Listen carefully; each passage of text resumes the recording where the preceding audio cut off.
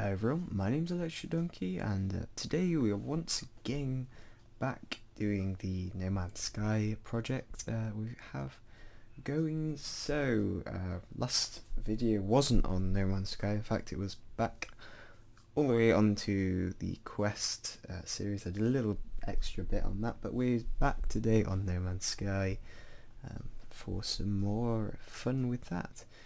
So let's just run it at the moment and just see what we're going on. What we'll do in this video is we will be sorting out these, so that is a little bit better, and at the moment, you know, we haven't got anything there. We don't need to draw the little thing in the corner, so we'll be doing that, and we'll also be going into some block placement probably as well, just starting that off, which is why I've got my example up. So you see at the moment we can't actually place anything, we just have there. So first thing we are going to want to do is go into our slots and I'll draw GUI. So you can see on that's the circle, that's the text. Basically all of this we want to put in an if statement. We want to say if global.slots, and we'll want 1i, so that is the count, does not equal 0. So if we have at least 1 in our count, then we are going to draw the circles and the number inside, because there's no point drawing a circle and just having 0 inside the circle. It defeats the purpose of having the circle there in the first place. So you can see there it's gone now with minor block, and yeah, we've got 1 now. So yeah, just quickly go through that again in the draw GUI. Just add an if statement here over the last 4 lines saying if global dot slots, and then we've got a accessor 1i does not equal 0. So basically if our count is bigger than 0, then we are going to draw the little circle. Okay, what we're going to do next, well, we're going to make the circle in a bit of a better place. So we are going to, well, let's see where it is at the moment, shall we? Let's see where I think it's the text that's the issue actually, rather than the actual circle itself.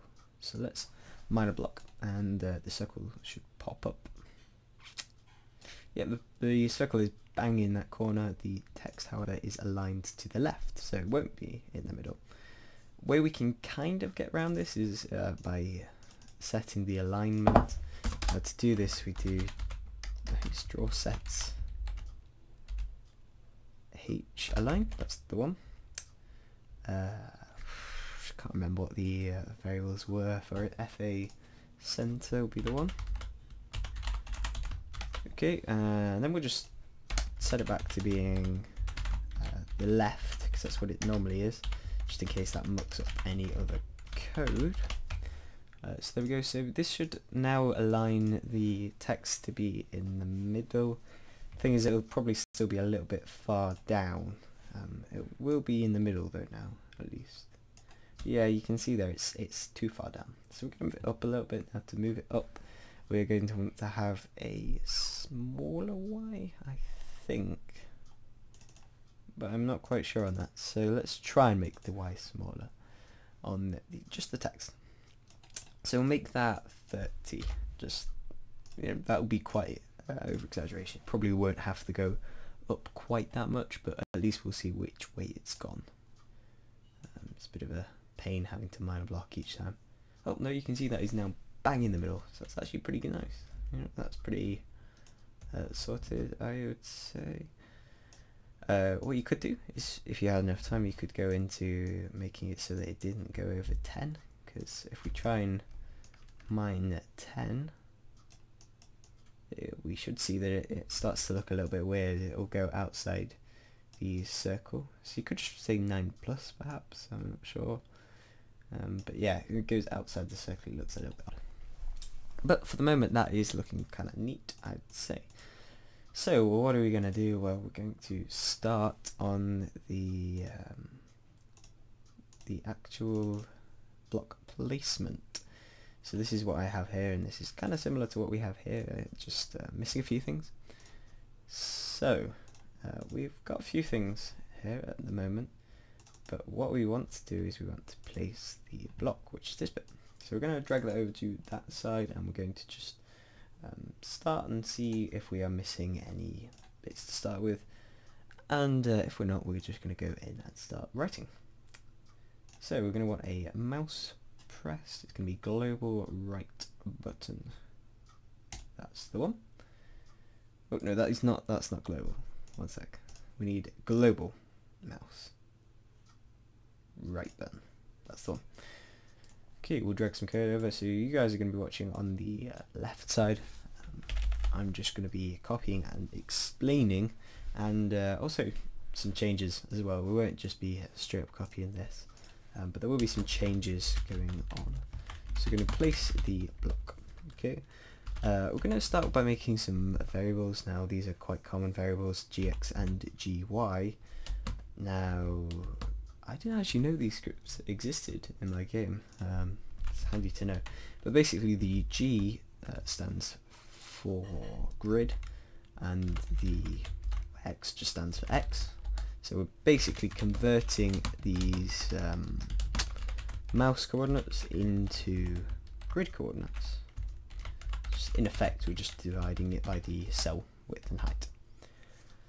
Now comes the slightly tricky bit. Now this for the most part doesn't work, this bit, so we'll just leave that out, I think. However, global.slots does not equal 0. That is quite an important bit, because that's saying we have a block. If we have a block in our slots, then we're going to place it. Otherwise, we don't want to place just an X. That would probably cause some issues.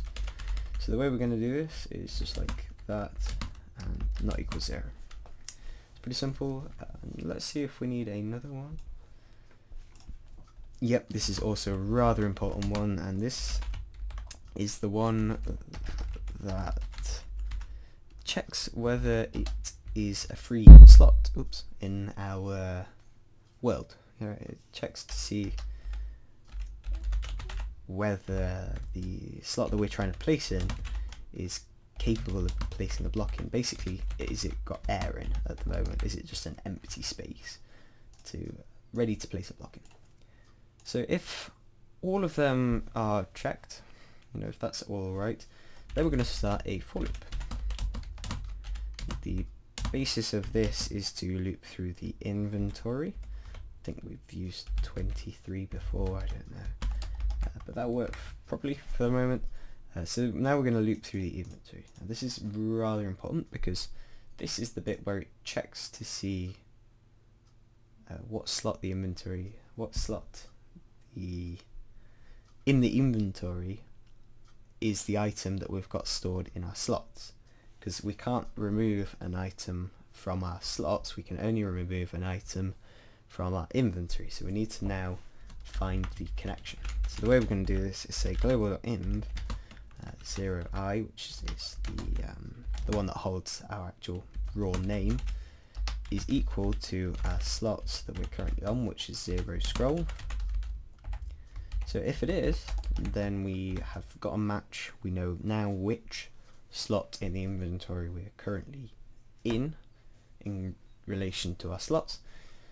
So this is where it starts to get a little bit interesting, because now we say if this, now I think this is just a precautionary one. I don't think it's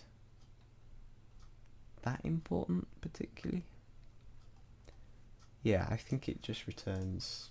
So we'll leave that out for the moment. We'll see. I'm not promising anything, but we will leave it out and see.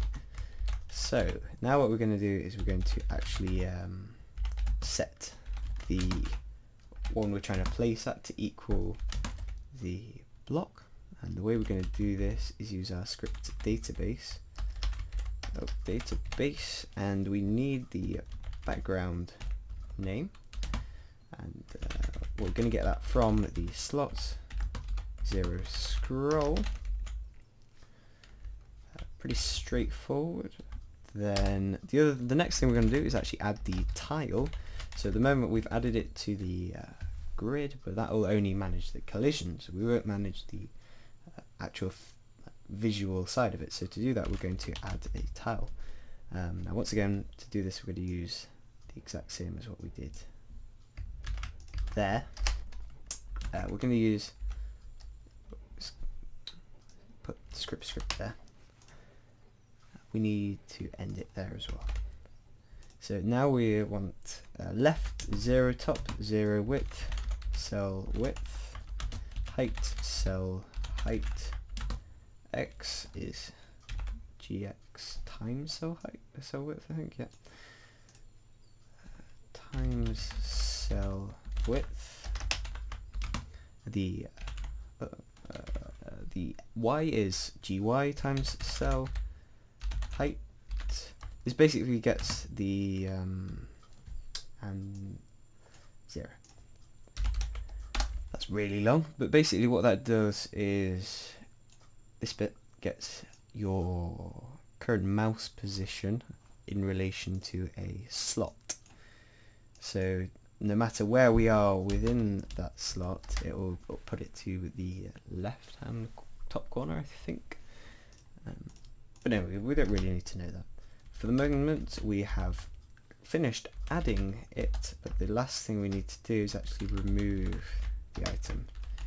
We don't actually have the script for that at the moment, but we're going to write it out anyway. It basically would follow like that. We literally just search for it and remove it. But again, we don't have it, so all we're going to do for the moment is just comment. That's the wrong one. Nope, that's also the wrong one. That's the one. Anyway, so at the moment what this will do, and I'll just full screen it so you can all see it and pause and read. We are saying if the slot we're currently on is not empty, if the place we're trying to place it is empty, then we're going to loop through all our inventory slots. If the inventory slot matches up to the hotbar slot, then we know which inventory slot we are removing from. Not that I think we actually need that, but imagine if your slots had for some reason drawn in an item that was not in your inventory, that would start to cause issues. Just a little precautionary thing. Then what we're going to do is set the DS grid, the slot that we are trying to place it at, to equal the background name. And then finally we're going to do the visual side of things using this, which just adds the tile. It's a pretty straightforward little thing there. As I say, adds a new tile to the room. Okay, so if we give that a run now, technically speaking, we should be able to place blocks. Only problem is it won't remove them for our inventory, so we'll be able to endlessly place blocks to our heart desire. Okay, so we're currently not on any one more on that empty slot, and no, we cannot place a block on any of these. And in fact, we can't place a block even when we're on the block itself, which is a problem. So let's check and see we are not missing anything from there. Right button. Let's drag that over to one side, and we'll just compare with this. Maybe there was some sort of significant that we've missed out. We are 2 lines short, so that would be that line. Yeah, I don't think that is particularly an issue. Slots.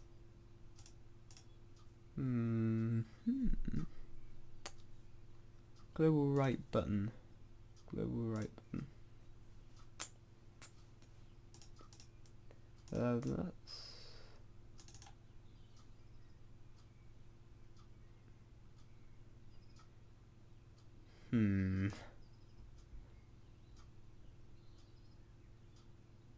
that appears to be the same thing in a release left. So let's try and just copy what we've put in here and put it in a release left, just in case that is meant to be in release left and not in that one.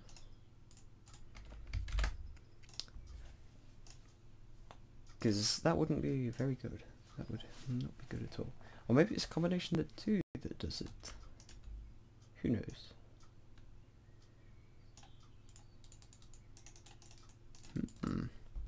No, it's not doing it, so therefore it's a fundamental issue somewhere in our code.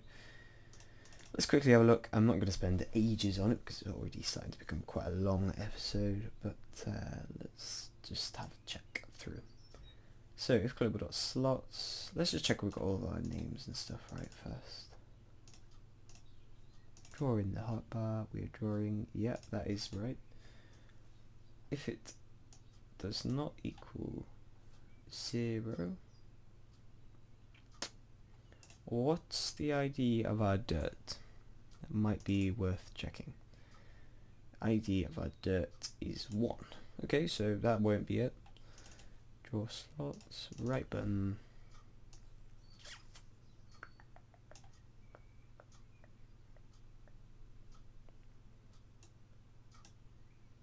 If global.env. Let's try dropping that out because I don't think we necessarily need that. May as well just get rid of as much as possible. And let's just check we've got that planet bit all right. Create the planet. Planet is the DS grid, that's right. Yep.